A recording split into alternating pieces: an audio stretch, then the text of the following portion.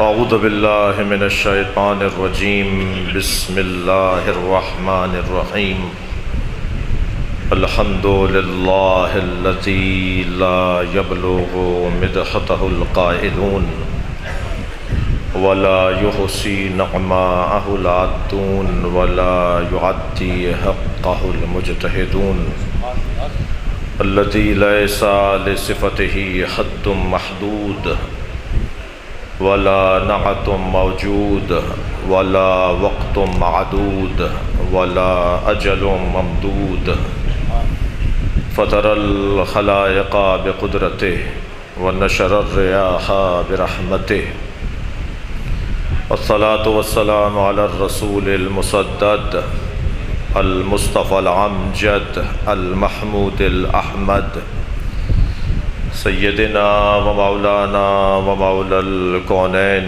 جد الحسن والحسین عانی ابو القاسم محمد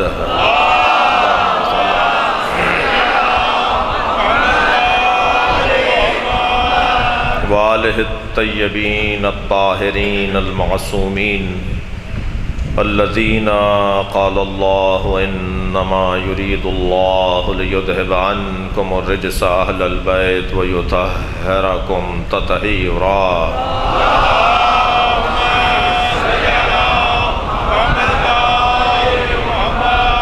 ولعنت اللہ علی اعدائہم اجمعین من یوم عداوتہم الى قیام یوم الدین اما بعد قال الحکیم فی قرآن الکریم بسم اللہ الرحمن الرحیم وجعلنا لهم لسان صدق علیا صلوات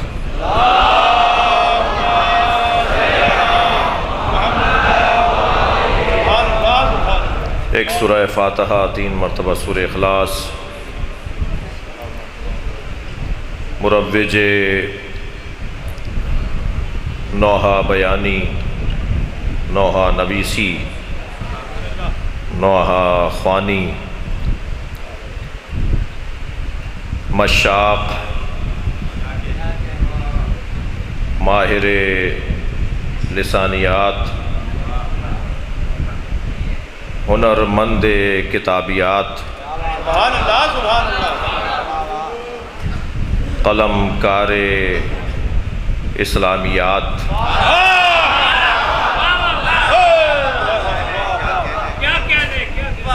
یعنی شاعر کربلا شاعر اولیاء الہی شاعر ضمیریات شاعر فطریات سید ریحان اعظمی اور ان کے فرزند شاعر اہل بیت سلمان اعظمی رحم اللہ من قرأ الفاتحہ بسم اللہ الرحمن الرحیم الحمد للہ رب العالمین الرحمن الرحیم مالک یوم الدین ایاک نعبد و ایاک نستعین اہدنا الصراط المستقیم صراط الذین انعمت علیہم غیر المغضوب علیہم ولا الضالین بسم اللہ الرحمن الرحیم قل هو اللہ احد اللہ الصمد لم یلد ولم یولد ولم یکن له کفوا احد بسم اللہ الرحمن الرحیم قل هو اللہ احد اللہ الصمد لم یلد ولم یولد ولم یکن له کفوا احد بسم اللہ الرحمن الرحیم قل هو اللہ احد اللہ الصمد لم یلد ولم یولد ولم یکن له کفوا احد اللہم صل علی محمد وآل محمد. درجات کی بلندی، مغفرت اور جوار سید الشہداء میں قرب نصیب ہونے کی دعا، اس کی قبولیت کے لیے بلند تر صلوات.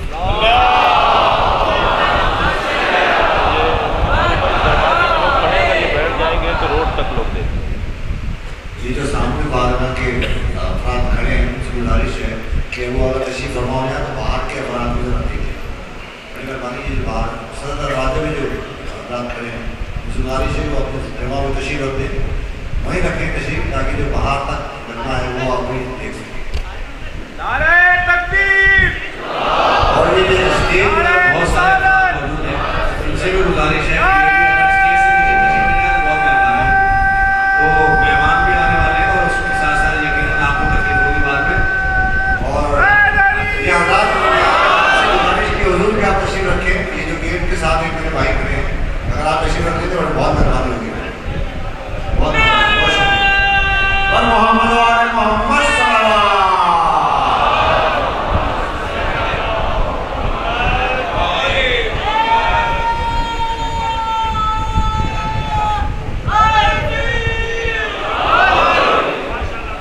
سورہ مبارک مریم کی آیت کریمہ جس کا نشان ہے 50،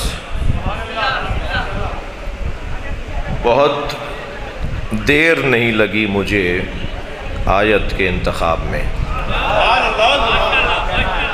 اس لیے کہ قرآن اللہ کے بیان کو کہتے ہیں، اور جب اللہ کا بیان تفسیر کیا جائے تو اسے بیان حسین کہتے ہیں۔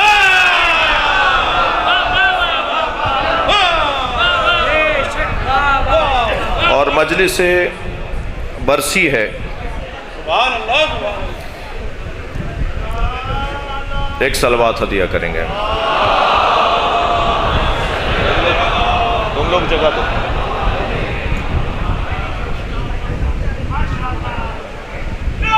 اختیار بھائی،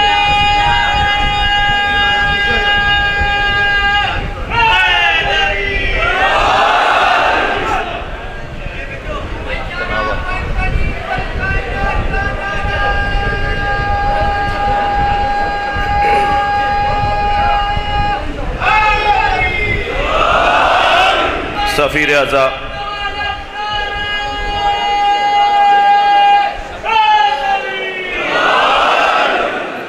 سفیر اعظم مروج نوحہ خانی، مشوق ماتمداری، یعنی جناب ندیم سرور، ان کے فرزندان علی شناور، علی جی، اس خانوادے کی سلامتی کے لیے بلند تر صلوات۔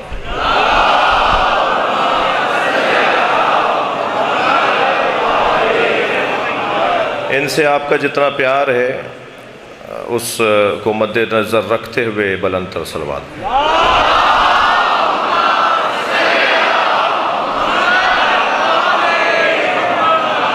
سورہ مبارکہ مریم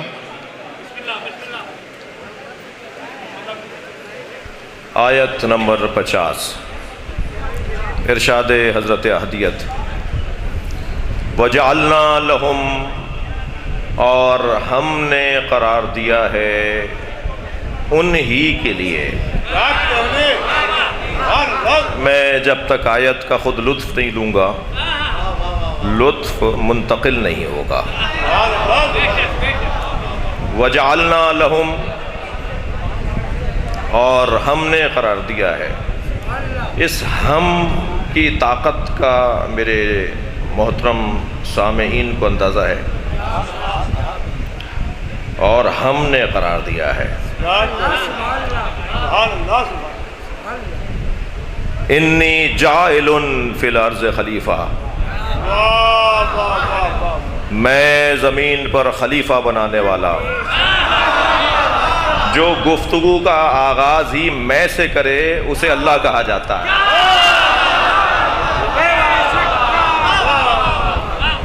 انی جاعل فی الارض خلیفہ، انی جاعلک للناس اماما، میں اے ابراہیم تمہیں لوگوں کا امام بنا رہا ہوں۔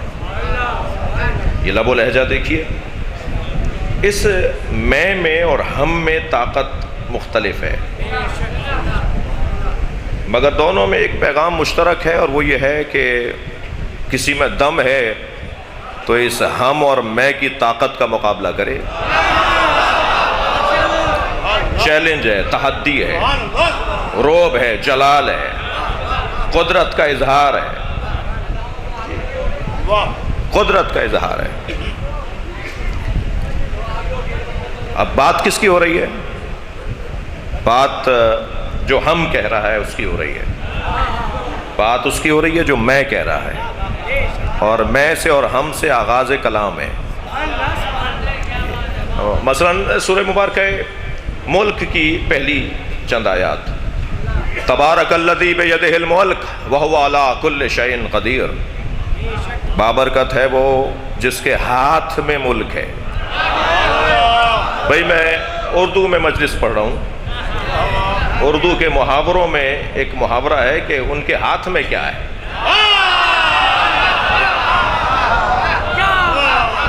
بابرکت ہے وہ ذات جس کے ہاتھ میں ملک ہے. اچھا، ہاتھ جیسے ہی سوچا فوراً 5 انگلیاں، اس میں 14 پوروے. یہ کوئی حادثتاً ہاتھ نہیں بنے، یہ حادثتاً ہاتھ نہیں بنے ہمارے، یہ بنانے والے نے منصوبتاً بنائے. اور حادثے میں اور منصوبے میں فرق یہ ہے، توجہ، حادثے میں اور منصوبے میں فرق یہ ہے کہ جہاں نظم پایا جائے وہاں منصوبہ ہے، اور جہاں بے ہنگمی پائی جائے وہاں حادثہ ہے. اب خود ہی طے کر لو میرے بچوں، یہ کائنات حادثہ ہے یا منصوبہ؟ اگر یہ کائنات منصوبہ ہے تو اس میں نظم ہو، اور اگر یہاں نظم ہے تو مانو کہ منصوبہ ہے. تم سے 2 گلیاں بغیر کونسلر کے نہیں چلتی، کائنات بغیر اللہ کے چلاتے.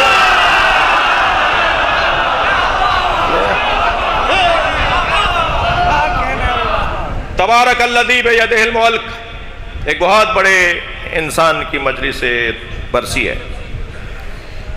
اور ان کے انسان ہونے کی میں ان بچوں اور جوانوں کو میری خوش قسمتی ہے، اور سرور بھائی کے دیدار کے لیے لوگ آئے ہیں. اکثریت جوانوں کی ہے، اور اگر کچھ خضاب زدہ اور صرف سفید بالوں والی شخصیات تشریف فرما ہیں تو وہ بھی محبت علی میں جوان ہیں. تو مجمع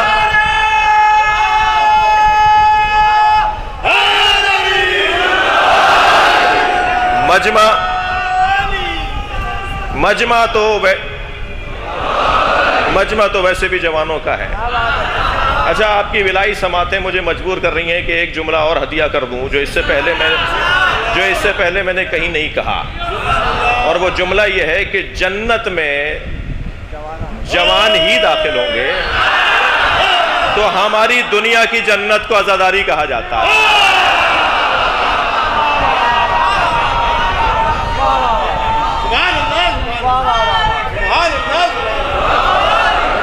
تبارک الذی بیدہ الملک، بابرکت ہے وہ ذات جس کے ہاتھ میں ملک ہے.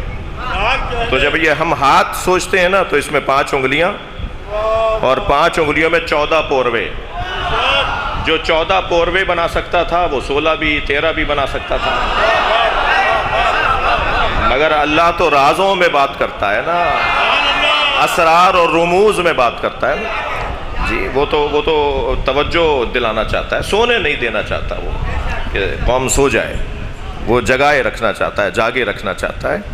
تو جب کبھی، اچھا، بہت سے لوگوں کو ماننے کی عادت نہیں ہے، مگر اللہ کو منوانے کی سنت ہے، اس کا طریقہ ہے. منوانا وہ خوب جانتا ہے. جو وسیلے کو نہیں مانتے نا، وہ ہاتھ اٹھا کے ضرور دعا مانگتے. آج نہیں کل غور تو کریں گے کہ 5 اور 14 کا بڑا گہرا تعلق. یہ ایک میں نے عامیانہ بات کر دی، اور مجھے عامیانہ بات بھی کرنی ہے، کیونکہ مجھے جو سن رہے ہیں وہ تنقیدی نگاہ سے بھی سن رہے ہیں، اور جتنا پیار میرے ساتھ ہے شاید ہی کسی کے ساتھ ہو. وہ ایک کہتا ہے کہ جی صبح کھانے وال جاتا ہے، شام میں حیدرآباد جاتا ہے. تو میں اسے اور اس کے قبیلے کے لوگوں کو ایک جملہ کہہ کے گزر جاؤں کہ میں تو آسمانوں میں جانا چاہتا ہوں تو میں زمین میں گاڑ کے جاؤں گا.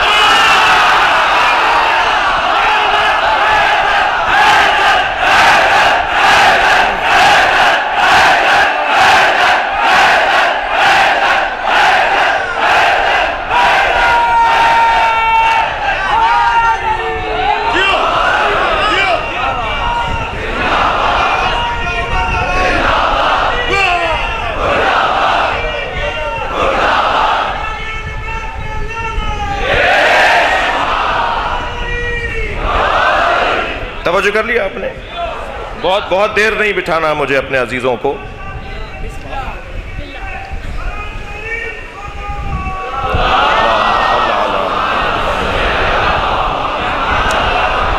اچھا ابھی ایک ہاتھ سمجھ میں نہیں آ رہا. اللہ کا ہاتھ بھائی, یہ ہاتھ اللہ کا ہاتھ, ید اللہ بے ید الملک. ہاتھ پنجہ مانا, کلائی اس کو جوڑنے کے لیے ماننی پڑی, کلائی کو لٹکانے کے لیے کوہنی ماننا پڑی, کوہنی کو ٹکانے کے لیے بازو ماننا پڑا, بازوؤں کو جوڑنے کے لیے باڈی ماننا پڑی, اور بدن کو کھڑا کرنے کے لیے پیر ماننا پڑے. ایک ہاتھ کیا مانا, پورا بت تیار ہو گیا. ہم سے تو اللہ کا ایک ہاتھ سمجھ میں نہیں آ رہا.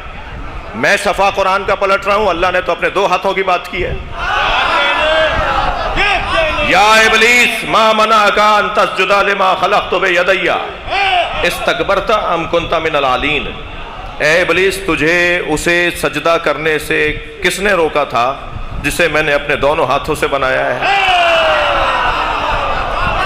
متکبر ہو گیا تھا یا پنجتن میں سے تھا؟ عالین میں سے تھا جی, یا تکبر کر رہا تھا یا ان میں سے تھا؟ یعنی وہ اور متکبر ایک نہیں ہے. عالین اور ہیں, متکبرین اور ہیں. کسی کا بلند جگہ پر بیٹھنا تکبر کی علامت نہیں ہے. وہ اللہ جسے بلند مقام پر بٹھا دے, اللہ کے معاملات ہیں. تو یہاں 2 ہاتھ, اچھا میرا ایک سیدھا ہاتھ ہے, آپ کا اور میرا ایک صحیح حال ہے, اور ایک الٹا ہاتھ ہے. تو جب اللہ 2 ہاتھوں کی بات کر رہا ہے تو اللہ کے الٹے اور سیدھے ہاتھوں کا تصور کوئی کرے گا؟ اللہ کا, میرا, اللہ کا الٹا اور سیدھا ہاتھ, یہ تو سوچا نہیں جا سکتا. اچھا جب یہ ہاتھ کوہنی کا محتاج, کوہنی بازو کا محتاج, کوہنی بازو کی محتاج اور بازو باڈی کی, تو جو محتاج ہو وہ سمد نہیں ہے, جو سمد نہیں ہے وہ اللہ نہیں ہے. تو وہ جب اللہ نہیں ہے تو پھر یہ ہاتھ کیسے؟ اچھا ابھی ایک ہاتھ سمجھ میں نہیں آیا کہ 2 ہاتھوں کی بات ہو گئی, کیسے سمجھیں گے بھائی؟ اچھا آپ کا اور میرا ایک الٹا ایک سیدھا. میرے مولا معصوم امام الٹے ہاتھ سے کھانا کھا رہے تھے, روایت پوری سن کے جانا بھائی, کوئی بیچ میں سے نہیں اٹھے. آدھا کلپ بنانے کا جو مزاج ہے اسے ختم کرنا ہوگا. یہ جو آدھے جملوں کے کلپ بنا رہے ہیں نا دوست ہمارے, میرے معصوم امام الٹا ہاتھ سے کھانا کھا رہے تھے, سیدھے ہاتھ سے ٹیک لگائے تھے, 7ویں امام کی بات ہے. تو حضرت حشام نے دیکھا کہ ماجرا یہ ہے, سوال اٹھا کہ ہمیں تو حکم ہے کہ سیدھے ہاتھ سے کھانا کھاؤ, اور امام اور معصوم اور صاحب عصمت ہوتے ہوئے الٹے ہاتھ سے کھانا کھا رہے ہیں. تو جانا تو انہیں کہیں اور تھا, مگر انہوں نے رخ کیا امام صادق کے گھر کا. جب حضرت کی گلی میں گئے تو سامنے سے ابو بصیر آ رہے تھے. حشام نے ابو بصیر کو دیکھ کر کہا کہ مولا سے ملاقات درکار ہے, مطلوب ہے. کہا کہ مسئلہ کیا ہے؟ کہ مسئلہ یہ ہے کہ میں یہ منظر دیکھ کر آ رہا ہوں کہ ان کے فرزند الٹے ہاتھ سے کھانا کھا رہے ہیں, ہمیں حکم ہے کہ سیدھے ہاتھ سے کھاؤ. تو انہوں نے کہا اس میں پریشانی کی کیا بات ہے, امام کے دونوں ہاتھ سیدھے ہوتے ہیں.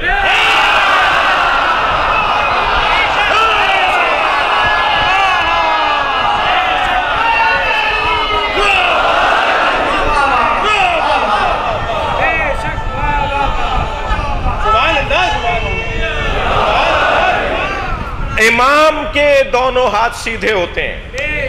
جب میرے معصوم مولا علی سے پوچھا گیا, یا علی اس آیت کی تفسیر کیا ہے, کہ اللہ کہہ رہا ہے میں نے اپنے دونوں ہاتھوں سے بنایا ہے, تو پہلے تو میرے مولا نے فرمایا کہ اللہ کے دونوں ہاتھوں سے مراد وہی ہے جو تم اپنے بارے میں سوچ کر کہتے ہو کہ مکمل طاقت سے کام کرو. بھائی میں ان بچوں کو سمجھانے کے لیے ایک مثال کا سہارا, ہم نے دیکھا ہے کہ ایک بچہ بالٹی اٹھا رہا تھا مگر ایک ہاتھ سے نہیں اٹھ رہی تھی, تو ہم نے آواز دے کر کہا بیٹا دونوں ہاتھوں سے اٹھ. یہ دونوں ہاتھوں سے جب بالٹی, پانی کی بھری بالٹی جب دونوں ہاتھوں سے اٹھوائی گئی تو گویا پورے بدن کی طاقت کا استعمال ہوا ہے. دونوں ہاتھ مملکت بدنیہ کی طاقت کا اظہار ہے.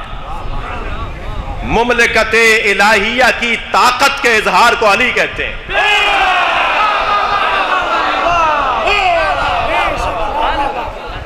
میرے مولا نے فرمایا, توجہ, میرے مولا نے فرمایا کلتا الیدین یمین, اللہ کے دونوں ہاتھ سیدھے ہیں. اب اس آیت کی تفسیر کرتے ہوئے آیت اللہ جوادی عاملی تفسیر تسنیم میں لکھتے ہیں, توجہ تھکے تو نہیں ہیں, بڑا اچھا امتزاج ہے، ساری قومیں تشریف فرمائے ہیں، میں بہت سو کو جانتا ہوں، اور کون کہتا ہے کہ شیعوں میں اختلاف ہے؟ یہاں MWM کے دوست بھی بیٹھے ہوں گے، شیعہ علماء کونسل کے بھی، ISO کی بھی، JSO کی بھی، ماتمی سنگتوں کے بھی، جی بندے اور چٹیوں والے بھی، کنڈھے کلابے والے بھی، یہاں سب بیٹھے ہیں نا۔ در حسین پہ ملتے ہیں ہر مزاج کے لوگ، در حسین پہ ملتے ہیں ہر مزاج کے لوگ، یہ دوستی کا وسیلہ ہے، دشمنی کا نہیں۔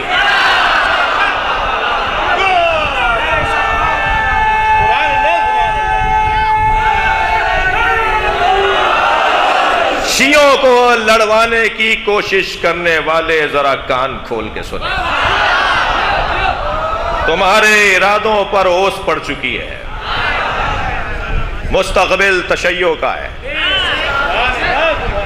کل حسینیوں کا ہے، حجاب ہٹنا شروع ہو گئے ہیں، حقائق کھلنا شروع ہو گئے ہیں، امام کے ظہور کی خوشبو آ رہی ہے،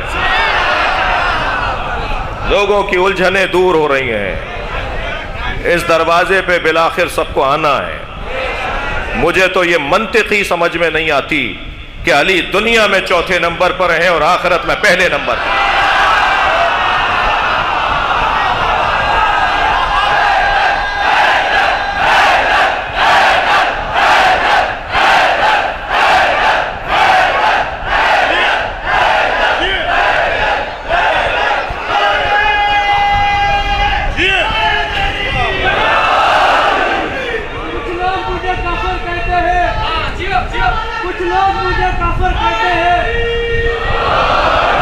کچھ لوگ مجھے کافر کہتے ہیں مگر میں تو تیرا دیوانہ ہوں۔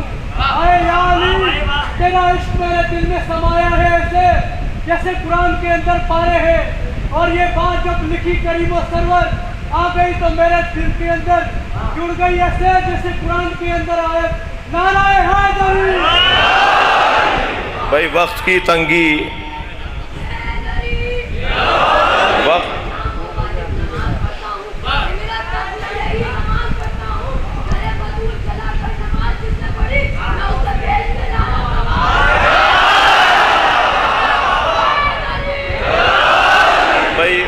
وقت میرے پاس کم ہے اور ان کی عقیدتیں بہت زیادہ ہیں، تو مجھے ان کا ادب احترام بھی رکھنا ہے، اور جب اس طرح کی مجلس ہو کہ جس میں مہمان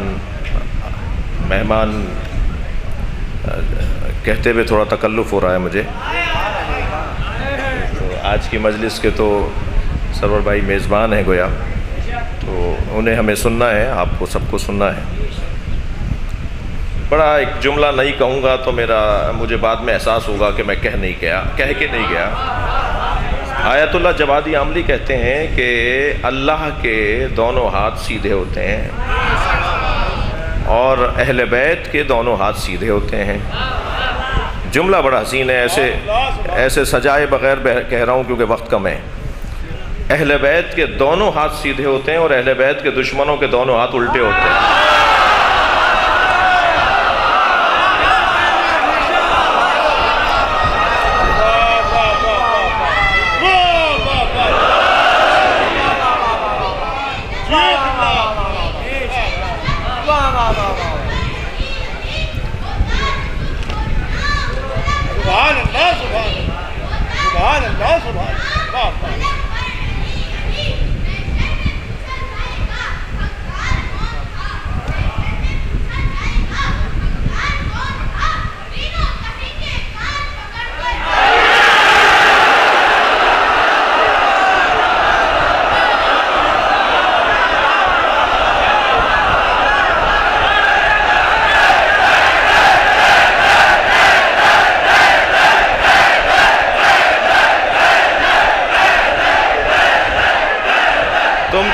تم تو سب علی علی کہہ رہے ہو، تینوں کی کیا بات ہے؟ تو اس طرح کے جو مصرے ہیں نا بیٹا، وہ تم اپنے گھر کی مجلس میں پڑھنا۔ صلوات پڑھ لیں ذرا محمد و آل محمد۔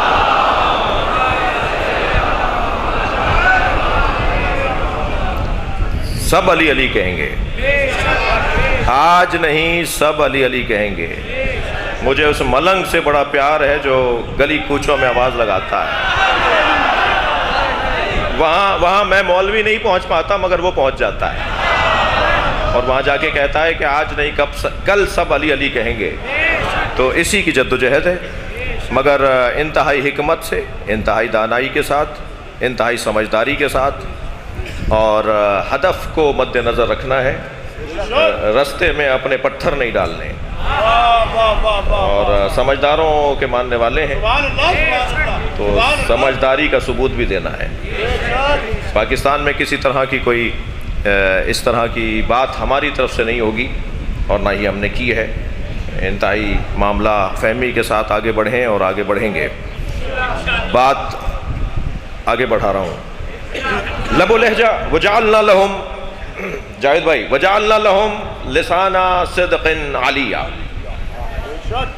یہ آیت میں نے اس لیے لی کہ ایک صاحب لسان کی مجلس سے ترہیم ہے اور زبان کا شاعر۔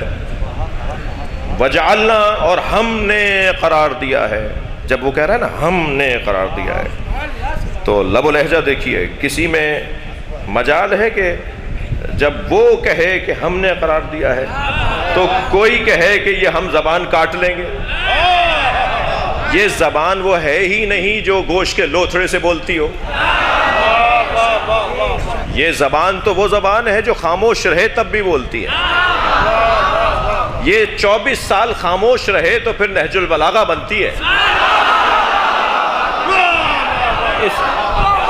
یہ بولتا تو کیا ہوتا؟ ابھی تو نہج البلاغہ کا وزن اٹھایا نہیں جا رہا۔ وہ وجعلنا لہم، اور ہم نے ان کے لیے انہی کے لیے قرار دیا ہے، لسانہ صدق، سچ کی زبان، سچ کی زبان، علیہ، اور زبان وہ ہوگی کہ جو ہمیشہ چڑھ کر بولے گی، اس زبان کا نام علی ہے۔ یہ بچہ کہتا ہے مولا علی کا نام قرآن میں کیوں نہیں ہے؟ تم قرآن پڑھو گے تو تمہیں ہر جگہ علی ملیں گے۔ وہ کون سی جگہ ہے جہاں علی نہیں ہے؟ اور ہم نے ان کے لیے قرار دیا سچ کی زبان جو ہمیشہ چڑھ کر بولے گی، سچی زبان جو علی زبان ہے۔ عزیزان گرامی، ترجمہ بہت دیر میں نے لگا دی ترجمہ کرنے میں، تفسیر کے دو پہلوؤں کی طرف توجہ چاہوں گا۔ مراحل تکامل، ایک مفکر، ایک شاعر، ایک ادیب کی مجلس سے ترہیم ہے اور شخصیات تشریف فرمائیں۔ مراحل تکامل، پہلے تو طے کریں میرے کم سن ساتھی کہ ہمیں کرنا کیا ہے، ہم کیا چاہتے ہیں۔ ہم تکامل چاہتے ہیں۔ انسان چار طرح کے ہیں، کچھ انسان نما ہیں جو انسان جیسے نظر آتے ہیں، انسان کی طرح ہیں مگر انسان نہیں ہے۔ میری یہ مثال پرانی ہے، تکراری اگر ہو تو مجھے معاف کریں، سوشل میڈیا کا دور ہے۔ جب فصل تیار ہو جاتی ہے تو کاشتکار ایک لکڑی پر قمیص چڑھا کر اسے کھیت میں گاڑ دیتا ہے تاکہ جانور سمجھیں کہ انسان کھڑا ہے، جبکہ وہ انسان نہیں ہوتا۔ جانور سمجھ رہے ہوتے ہیں کہ انسان ہے، دور دور رہتے ہیں، ڈرے ڈرے رہتے ہیں۔ ہمارے معاشرے میں بھی کچھ لوگ ہیں کہ جو چلتے پھرتے تو انسانوں کی طرح ہیں، بولتے بات کرتے انسانوں کی طرح ہیں، خرید و فروخت بازاروں میں بھی ان کے انسانوں کی طرح ہیں، مگر وہ انسان نما ہیں۔ اچھا، میں زیادہ کہوں گا تو اسے شاید تبرہ میں شمار کر لیا جائے، تو میں مولا علی کا فرمان سنا دیتا ہوں۔ مولا فرماتے ہیں میتیں دو طرح کی ہوتی ہیں، کچھ لیٹے ہوئے جنازے، کچھ چلتے پھرتے جنازے۔ جس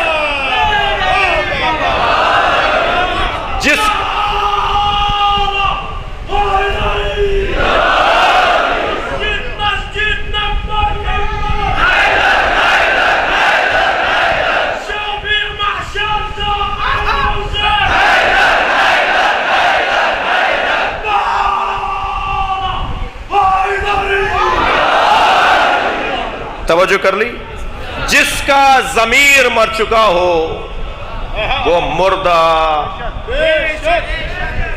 چلتا پھرتا ایک جنازہ ہے.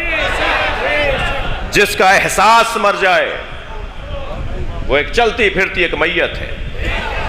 انسان نما لوگ، انسان جب انسان نمائی سے، اچھا یہ لفظ میں نے کہہ دیا تو اس سے لطف لینا چاہ رہا ہوں. انسان نمائی،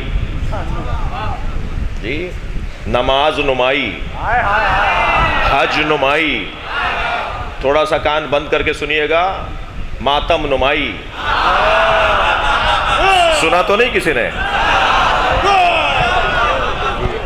جی یہ جو نمائش ہے نا، نمائی، دکھاوے والا کام، یہ بڑا گھاٹے کا سودا ہے. ادھر حسین لینا چاہتے ہیں، ہم کسی اور کو دے کے آ جاتے ہیں. ادھر سیدہ لینا چاہتی ہیں، ہم رستے میں کسی کو دے کے آ جاتے ہیں. نمائی. اچھا ہر ایک کا ضمیر، ہر ایک کا من، ہر ایک کی نیت خود، یہ عمومی فیصلہ نہیں ہوگا اس پہ. یہ قومی پالیسی نہیں ہے، یہ فرد کا علیحدہ علیحدہ مسئلہ ہے. ممکن ہے کہ ہم جب مجمع میں بیٹھے ہوں تو میرے برابر والا اللہ کا ولی ہو اور میں بس ایسا ہی ہوں. ٹھیک ہے. ممکن ہے میرے پیچھے بیٹھنے والا کوئی اللہ کا ولی ہو. اسی لیے خبردار جب مجلس میں آئیں تو کسی کو حقیر نہ جانے. جی کسی کو حقیر نہ جانے. ویسے بھی پھٹے ہوئے کپڑوں میں اگر کوئی ہو تو اسے دھکا نہیں دیجیے گا. اللہ نے اپنے ولیوں کو فقیروں میں چھپایا ہے. اللہ نے مجھے بھی الحمدللہ سواری دی ہے. وہ اور بات ہے کہ 2 سال بعد قسطیں مکمل ہوئی ہیں اور الحمدللہ آپ کے پاس بھی سواریاں ہوں گی، مگر دونوں بغلوں میں خربوزے نہیں لیے جا سکتے کہ میں بڑی گاڑی میں بھی بیٹھوں، اونچے مکان میں بھی رہوں اور اللہ کا ولی بننے کی خواہش بھی کروں.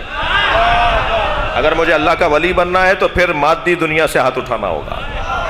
دنیاوی نعمتیں روحانی نعمتوں کے ساتھ نہیں چلتی. ایک مادی نعمت آتی ہے تو 4 روحانی نعمتیں رخصت ہو جاتی ہیں. تو ہر ایک کے نیت کا مسئلہ علیحدہ ہے. تو یہ جو نمائی والا مسئلہ ہے اس سے میں گزر جاؤں تاکہ یہ وادی، ویسے وادی جلانے والی وادی ہے. تو اس سے پہلے کہ میرا کچھ جلے، کسی کا دماغ نہ جل جائے، تو میں بس یہاں سے گزر رہا ہوں کہ ایک ہے انسان نما، اور جب یہ انسان نمائی سے نکلتا ہے تو پھر انسان والی منزل پر آتا ہے. اور جو انسان، دیکھیں بہت بڑے آدمی کی مجلس ہے تو آپ برداشت کریں مجھے، میں جو باتیں کر رہا ہوں میں ان کو بھی مد نظر رکھتے ہوئے بات. جو جب انسان ہونے کے دائرے میں آئے گا تو کیسے طے کریں، میں اس بچے سے جوان سے پوچھ رہا ہوں کیسے طے کریں کہ ہم کیسے طے کریں کہ ہم انسان بھی ہیں یا نہیں. جی بات اگر کسی اور کا قول سنایا ہوتا تو آپ میری بات کو رد کر دیتے. مولا علی کا قول سنا کے بات کر رہا ہوں. میری مجلس کا بیس اللہ کا کلام ہے یا علی کا وہاں بیان ہے. تو کیسے طے کریں کہ ہم انسان ہیں؟ کم سے کم فارمولہ انسان ہونے کا یہ ہے کہ کیا میرا ضمیر زندہ ہے؟ کیا میرا نفس ملامت کرتا ہے؟ غلط کاموں پر میرے اندر سے آواز آتی ہے کہ غلط کیا؟ اگر غلط کاموں پر اندر سے آواز آتی ہے کہ غلط کیا تو سمجھوں میں انسان ہوں. اگر ایسا نہیں ہوتا، بڑے بڑے کام ہو جاتے ہیں اور احساس بھی نہیں ہوتا، تو پھر یہ انسان نما ہے. انسان کی تعریف ہو گئی. اب یہ ہے انسان نمائی اور ایک انسان ہونا. مگر ہم انسان ہونا تو نہیں چاہتے، ہم تو کچھ اور چاہتے ہیں. اس کے بعد کا مرحلہ ہے انسان کامل، اور اس کے بعد کا بھی مرحلہ ہے جس سے بڑی کوئی ڈگری نہیں ہے، وہ ہے انسان اکمل. انسان کامل، توجہ، انسان کامل اور انسان اکمل. اچھا انسان نما تو آپ نے مجھ سے سن لیا، انسان بھی آپ نے سن لیا. یہ انسان کامل اور انسان اکمل کو میں کیسے روشن کروں گا اپنے بچوں اور جوانوں پر؟ انسان کامل اور انسان اکمل کے لیے اگر مجھے اجازت دیں تو جملہ صرف یہ کافی رہے گا کہ انسان کامل کو مالک اشتر کہتے ہیں اور انسان اکمل کو علی کہتے ہیں.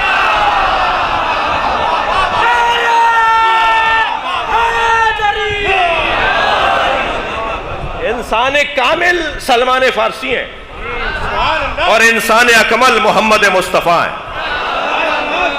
انسان کامل حبیب ابن مظاہر ہیں اور انسان اکمل حسین ابن علی ہیں، جن سے بڑا کوئی درجہ ہی نہیں ہے۔ اب ہماری منزل کیا ہے؟ اکملیت کو مد نظر رکھتے ہوئے اس کے دروازے پر حاضری، اس کے دروازے پر برابر رہنا، یہ ہماری مقصدیت ہے اور ہدفیت ہے۔ ہمارا اوڑھنا بچھونا اٹھنا بیٹھنا چلنا پھرنا یہ ہے کہ کسی طرح حسینی رہیں۔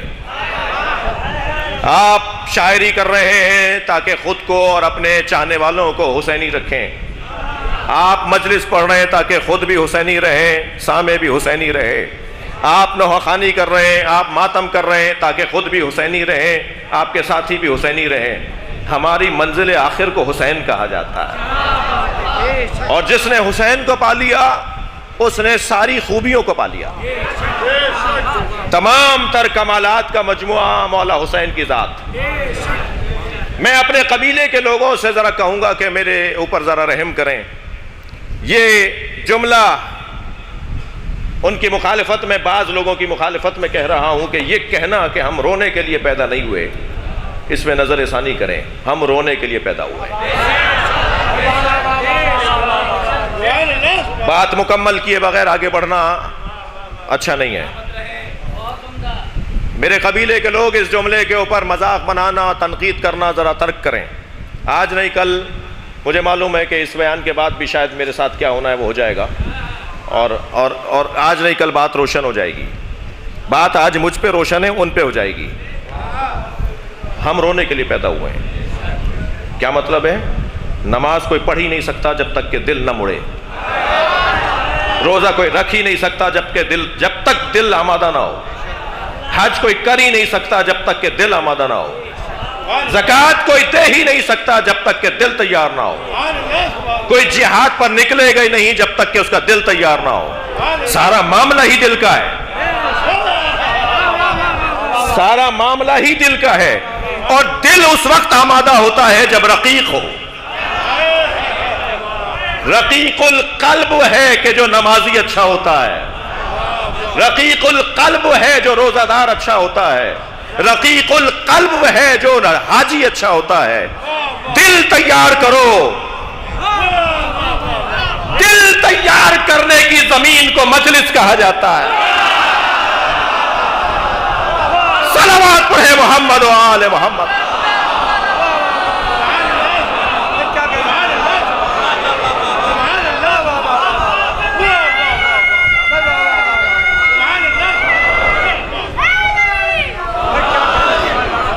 جس کا دل نرم ہوگا، توجہ چاہوں گا، وہ کسی کا دل دکھائے گا نہیں۔ لہذا الحمدللہ پوری دنیا میں سب سے اچھی تصویر حسینیوں کی ہے۔ آپ کے ہاں بہت ساری کمزوریاں پائی جاتی ہیں، ابھی کمزوریاں ہیں تب ان سے ہضم نہیں ہو رہا۔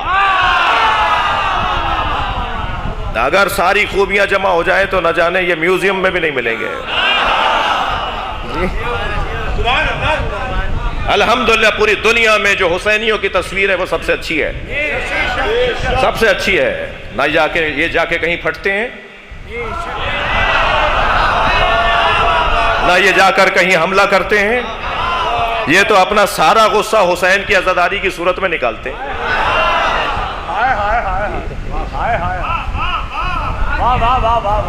120 جنازے پاکستان میں 1963 میں اٹھائے گئے، پہلا واقعہ پاکستان کا سانحہ ہے ٹھیڑی۔ پھر 1980 کے اندر گلگت کے اندر 82 جنازے اٹھائے گئے۔ پھر کوئٹہ کے اندر سب سے بڑا حادثہ ہوا جس میں 56 لوگ شہید ہوئے، اور پھر مسلسل ملک کے اندر کوئی 100 سے زیادہ سانحات، اور پھر اس کے علاوہ جو ٹارگٹ کلنگ مخصوص شخصیات کو ہزاروں کی تعداد میں آپ لوگوں کو مار دیا گیا۔ مگر آپ نے جا کر کسی کی چڑیا ماری؟ آپ نے جا کے کسی کا شیشہ توڑا؟ آپ نے جا کے کسی کا بلب توڑا؟ آپ نے تو اتنے بڑے بڑے غم ٹھنڈک میں، سردی میں، مائنس درجے کی سردی میں، جی جنازوں کو شاہراہوں پر چاراہوں پہ رکھ کر حسین کا ذکر کر کے اپنا غصہ حسین کے حوالے کر دیا۔ بتائیے، آج وہ منہ چھپائے پھرتے ہیں جنہوں نے ظلم کیا، اور آپ سینہ چوڑا کر کے چلتے ہیں؟ وہ کون سا جذبہ ہے، وہ کون سی چیز ہے کہ جو اتنے بڑے بڑے سانحات اور واقعات میں اس ملت کو یہاں تک پہنچا کر یہاں تک لے کر آئے؟ اور کون سا جذبہ ہے جو ملت آگے بڑھے گی؟ وہ ہے دل اور قلب کی آمادگی، اور قلب آمادہ ہوتا ہے ذکر حسین سے۔ بہت کچھ کہنے کو تھا، میں یہاں گریز چاہوں گا کیونکہ اس سے زیادہ مصروف ترین شخصیت، اور آپ سب چاہیں گے مجھ سمیت کہ ہم انہیں سنیں۔ ہمارے دلوں میں قبر حسین ہے،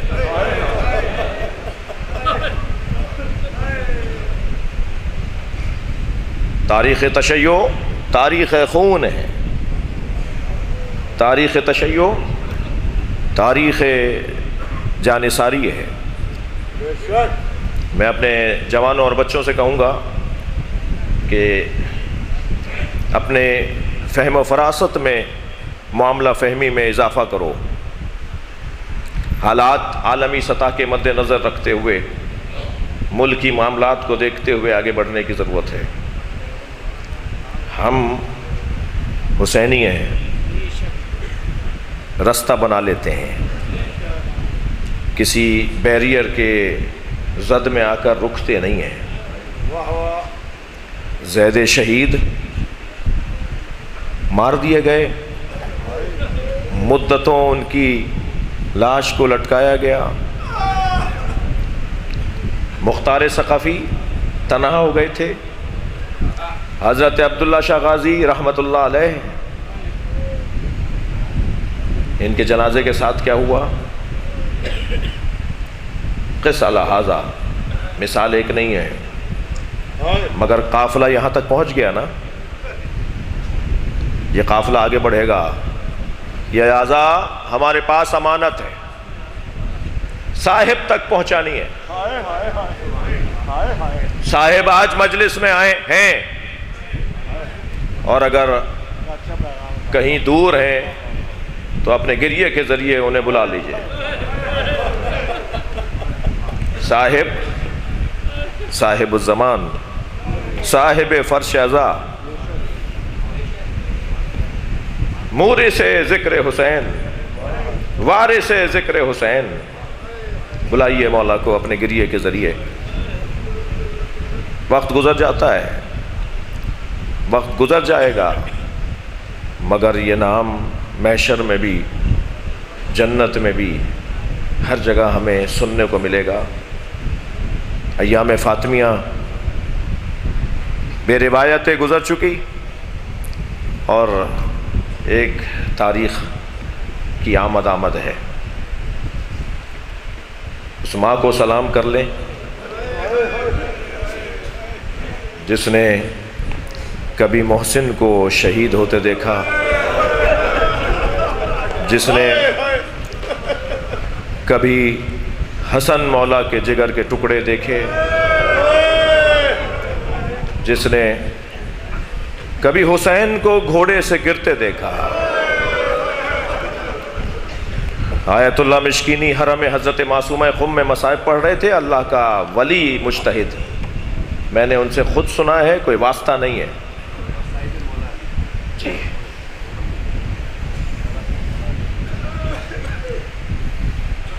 وہ فرما رہے تھے کہ جب حسین گھوڑے سے گر رہے تھے تو جہاں گرنے لگتے تھے نا تو اشارہ کر کے کہتے تھے لا واللہ، نہیں کہتے تھے، نہیں کہتے تھے، نہیں۔ پھر جب دوسری طرف گرنے لگتے تھے تو وہاں اشارہ کر کے کہتے تھے نہیں۔ آیت اللہ مشکینی کہتے ہیں کہ حسین نہیں کہتے تھے، مگر کون کیا دے رہا تھا جو حسین کہتے تھے نہیں؟ کہتے ہیں ذرا معرفت کی نگاہوں سے دیکھو، کبھی نبی بڑھ کے کہتے تھے میری گود میں آ جاؤ، کبھی زہرا بڑھ کے کہتی تھی میری آغوش میں آ جاؤ۔ اجرکم اللہ، اجرکم اللہ۔ جو رونے آئے اپنی آوازوں کو آزاد کریں گے۔ جب آپ ایسے بلند آواز سے مستربانہ گریہ کرتے ہیں نا تو مولا صادق دعا دیتے ہیں آپ کو. مولا باقر ہاتھ اٹھا کے دعا دے رہے تھے جب مجلس میں ایسے رو رہے تھے لوگ. لہذا کبھی تکلف کر کے نہیں رویا کریں. ایام فاطمیہ جناب زہرا کی شہادت کے ایام، میں اگر ان ایام کو ایک اور تعبیر سے یاد کروں تو یہ ایام مولا علی ہیں.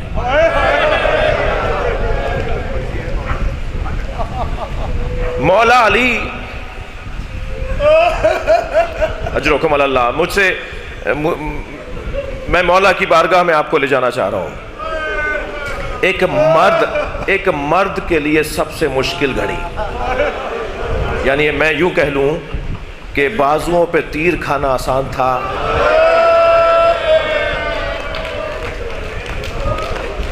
ساری مثالیں ترکی، سر پر حالت سجدہ میں ضربت کھانا آسان تھا، مگر زہرا پہ اٹھتا ہوا ہاتھ. اجرکم اللہ، اجرکم اللہ، اجرکم اللہ.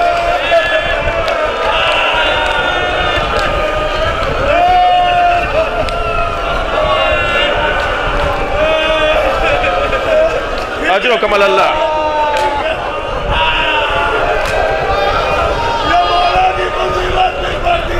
سیدہ کی شہادت کے بعد مولا اپنے اصحاب کے ساتھ تشریف فرما ہے کہ وہ شخص جس نے دروازے کو لات ماری تھی، نام تو آپ کو پتا ہے، یہ نام میں لے سکتا ہوں، وہ نام ہے قنفذ، قاف نون فے زے، قنفذ. اس نے جلتے ہوئے دروازے کو لات ماری تھی اور جلتا ہوا دروازہ سیدہ پر گیا تھا. اجرکم اللہ. آیت اللہ فضل اللہ کمپانی مرثیہ لکھتے ہیں، وہ کہتے ہیں کہ اس دروازے میں لوہے کی ایک کیل تھی، اس کیل نے سیدہ کا پہلو توڑ دیا.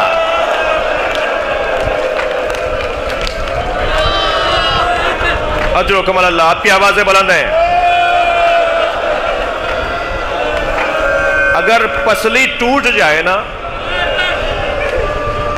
اگر پسلی ٹوٹ جائے تو یا جس کی پسلی ٹوٹی ہوئی ہوگی وہ میری بات کو مانے سمجھے گا، یا ڈاکٹر حضرات زیادہ محسوس کریں گے. جس کی پسلی ٹوٹ جائے، پسلی میں کوئی آپریٹ نہیں کیا جا سکتا، اس کا آپریشن نہیں ہو سکتا، خود ہی وقت سے جڑے گی. پسلی خود ہی وقت سے جڑے گی، مگر جب تک جڑے گی نہیں نا اس وقت تک سانس لینے میں تکلیف ہے. دشمن نے جس کی سانسوں کو محفوظ کر دیا، جب لات مار کے دروازہ گرایا تو سیدہ کا یہ عالم. مولا اپنے اصحاب کے ساتھ تشریف فرمائے ہیں کہ ایک مرتبہ دیکھا کہ قنفذ مالیات لے کے، ٹیکس لے کر آیا، اور وہ ٹیکس وصول کرنے والا صف لگی ہوئی تھی، ایک ایک شخص اپنا اپنا ٹیکس لے کر آتا تھا. جب وہ ٹیکس وصول کرنے والے کے سامنے قنفذ اپنا پیسہ لے کر آیا نا، مالیات، ٹیکس، تو اس نے اسے دیکھا تو کسی نے اشارہ کیا. اس نے کہا تم جاؤ، تم سے نہیں لے رہے. مولا زار و قطار رونے لگے. مولا علی زار و قطار رونے لگے. آپ کے ایک صحابی نے پوچھا مولا آپ ایسے کیوں رو رہے ہیں؟ فرمایا تمہیں معلوم ہے اس سے یہ مالیات کیوں معاف کی گئی ہے؟ یہ سیدہ پہ لات اٹھانے کی وجہ. سخت جملہ ہو گیا.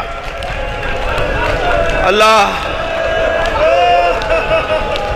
اجرکم اللہ، اجرکم اللہ. جو دروازے پہ لات اٹھائی تھی نا، کہا یہ قنفذ کو معاف کر دیا کہ اس دفعہ تم سے پیسے نہیں لیں گے، یہ تمہارا انعام ہے. اجرکم اللہ. آپ نے بہت گریہ کر لیا. میرا دل کر رہا ہے کہ 2 منزلیں اور میرا ساتھ دیجئے. مجلس میں سرور بھائی چھوٹے چھوٹے بچے بھی آئے ہوئے ہیں.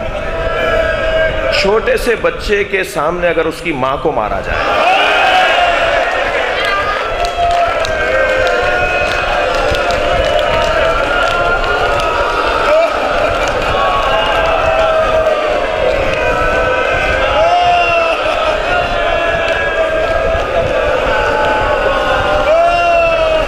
اجرکم اللہ اجرکم اللہ۔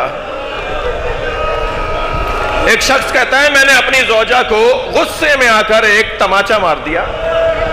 وہ کہتا ہے 3 دن کے بعد جب میں نے اپنی بیوی سے معافی مانگی کہ مجھے معاف کر دو، میں نے تمہیں مارا، تو میری زوجہ روتے ہوئے کہنے لگی آئندہ کبھی ایسا ہو آپ غصے پہ قابو نہ پا رہے ہو اور یہ کیفیت آپ پہ طاری ہو رہی ہو تو اتنا ضرور خیال کیجئے گا میرے بچوں کے سامنے نہ ماریے گا۔ جب آپ مار رہے تھے ہماری بیٹی دیکھ رہی تھی، وہ 3 دن سے بخار میں ہے اور بار بار ایک ہی بات کہتی ہے اماں آپ کو بابا نے مارا۔ آوازوں کو آزاد کیجئے گا، میں مجلس مکمل کر رہا ہوں۔ اماں آپ کو بابا نے مارا۔ عزاداروں، امام حسن مدینے کی ایک گلی سے نہیں گزرتے تھے، جب وہ گلی آتی تھی رستہ بدل دیتے تھے، اور جب کسی نے پوچھا مولا آپ یہاں سے کیوں نہیں گزرتے تو فرمانے لگے میں ماں کے ساتھ تھا۔ ایک شخص نے میری ماں زہرا پہ ہاتھ اٹھایا، میں جب یہاں سے گزرتا ہوں مجھے منظر یاد آ جاتا۔